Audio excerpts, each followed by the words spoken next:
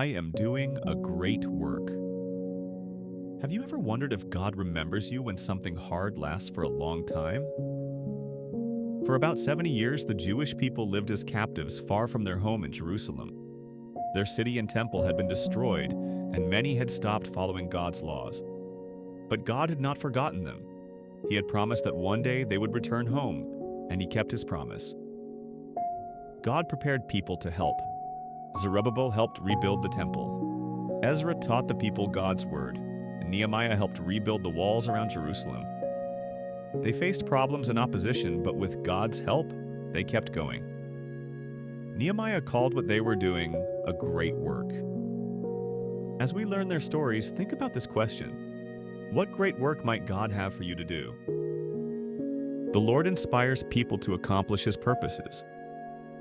After many years in Babylon, something surprising happened. A Persian king named Cyrus became the ruler of the land. Cyrus was not one of the Jewish people, but the Lord inspired him to help them. King Cyrus announced that the Jewish people could return to Jerusalem and rebuild the temple of the Lord, but he did more than simply let them go. Cyrus encouraged other people to help by giving them silver, gold, supplies, and other things they would need. He even returned sacred items that had been taken from the temple many years before. The Lord used someone the Jewish people might not have expected to help accomplish His work. This teaches us something important about God. The Lord can inspire all kinds of people to do good. They don't have to belong to the same church, live in the same place, or believe exactly the same things we do. We can see the Lord's influence when people choose to help, serve, protect others, solve problems, or make the world better. Sometimes God may inspire us to help someone, and sometimes He may inspire someone we don't expect to help us. The Lord knows what needs to be done, and He can inspire people everywhere to help accomplish His purposes. The house of the Lord is a place of joy. How would you feel if a place you loved and considered sacred was destroyed?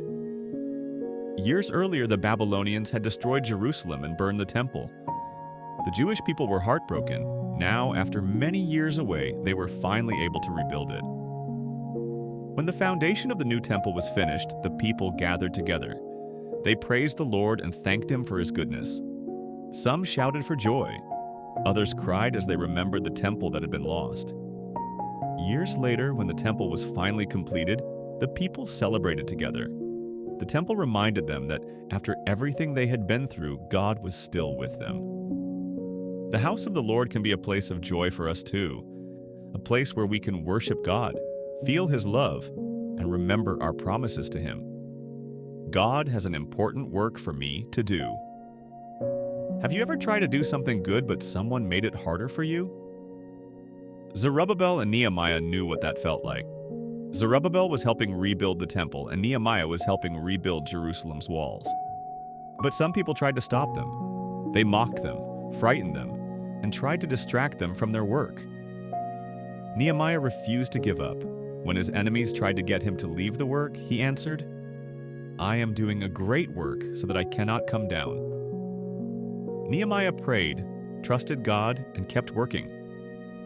You have important work to do too. Your work might be learning to follow Jesus, helping someone who needs you, keeping a promise, or choosing what is right when it is difficult. There will sometimes be distractions or discouragement. When that happens, remember Nehemiah. Ask God for help, keep your mind on the work, and don't give up on something important just because it becomes difficult. I am blessed. When I study the Scriptures, have you ever been excited to hear something you had been waiting a long time to learn? For many years, the Jewish people had not been able to hear God's law taught the way they once had. When they returned to Jerusalem, Ezra gathered the people together and read the Scriptures to them. The people listened carefully. They stood as Ezra read, and they worshiped the Lord. Some even began to cry because God's words touched their hearts. But Ezra reminded them that this was also a day to be joyful. The Scriptures can do that for us too. They can teach us, comfort us, help us understand what is right, and bring us closer to God. When we make time to read and listen to God's Word, we give Him another way to guide us.